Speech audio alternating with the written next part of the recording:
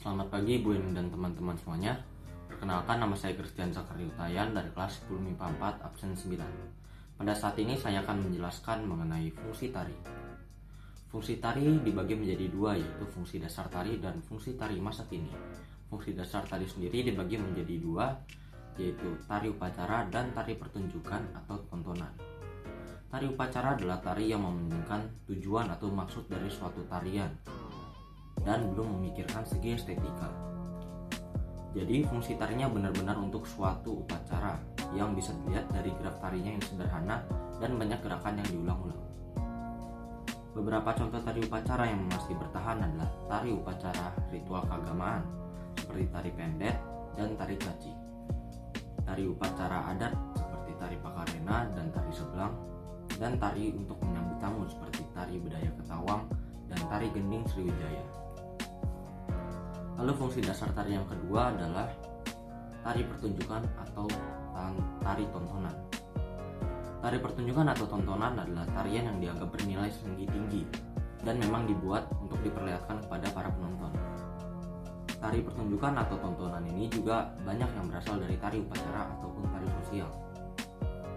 Tari yang termasuk ke dalam tari pertunjukan adalah semua tari kreasi baru dan tari klasik tradisional. Lalu fungsi tari yang kedua adalah fungsi tari masa kini.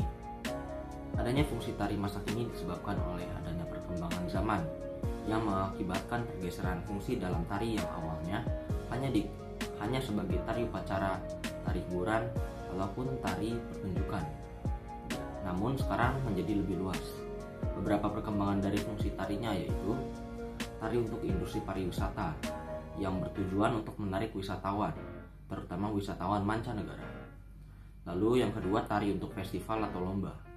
Tarian ini memiliki kualitas penampilan yang tinggi karena memang tujuannya untuk dipentaskan dalam festival ataupun dilombakan.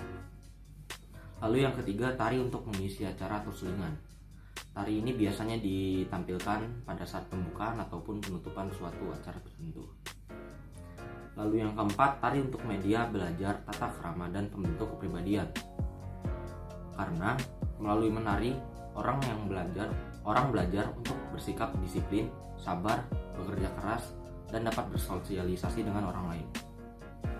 Yang kelima, tari untuk menumbuhkan rasa percaya diri. Karena orang yang sudah menguasai suatu tarian, maka mereka akan berani untuk tampil untuk unjuk kemampuan dirinya. Lalu yang keenam dan yang terakhir adalah tari untuk media komunikasi bangsa, karena dapat digunakan untuk misi-misi kesenian ke luar negeri. Sekian penjelasan dari saya mengenai fungsi tari, baik fungsi dasar tari ataupun fungsi tarian masa kini. Semoga penjelasan ini dapat bermanfaat bagi kita semua, dan sekian, terima kasih.